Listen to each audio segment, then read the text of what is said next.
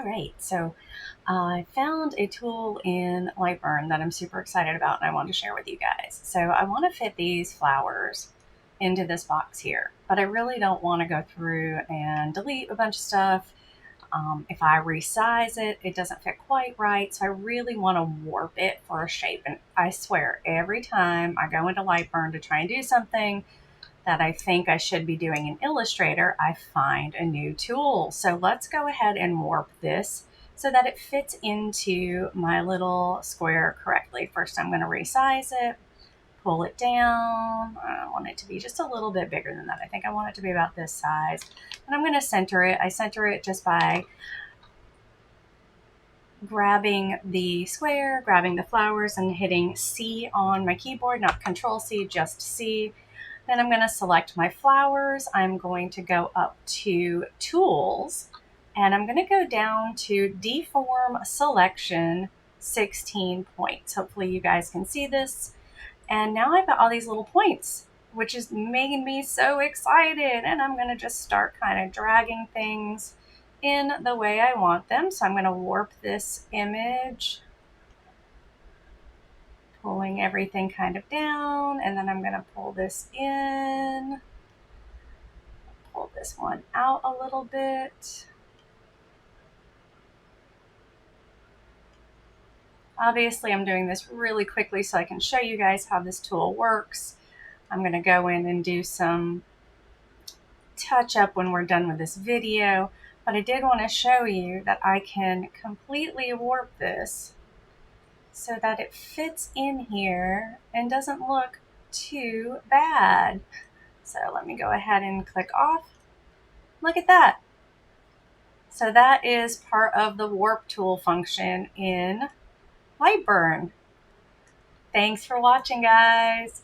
Like, subscribe, follow me on all the socials. And if you're interested in learning more, go to joneslasercraft.com, where I have a bunch of tutorials and some live classes that you can take. Thanks again.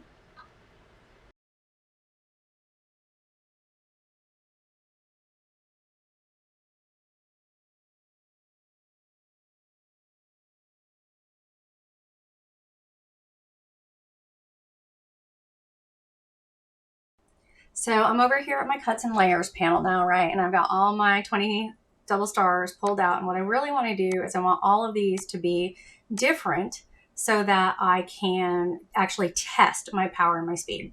So the first thing I like to do is just kind of label my sides, power,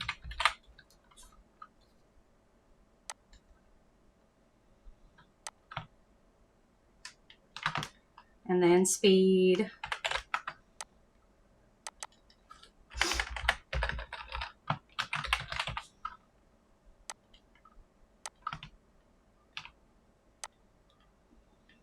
And then I'd also go ahead and label, what power and what speed I'm starting with. So maybe this whole row is a power of 50, and then this is 60, and then this is 70, and this is 80, and this is 90. And then my speeds are going to go from 50 millimeters to 100 to 150 to 200. So let's show you how to actually set that up instead of spending time typing it all out in this short video.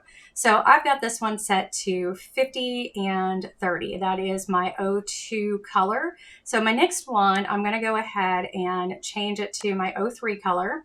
I'm going to change that to line because I'm going to be cutting these out. And then I'm going to say that if the first one is 50 or is 30 power, then the second one is going to be 40 power. So it's going to be 50 and 40. All right. So 50 and 40. This one is going to still be 50, right? Because we're still in that same speed line. I'm going to change my color. It's going to be a different color. It's going to be 50 and 50 power. Change this one. Change the color of my line. 50 and 60 power. We'll do one more on this one. It's going to be 50 and 70 power.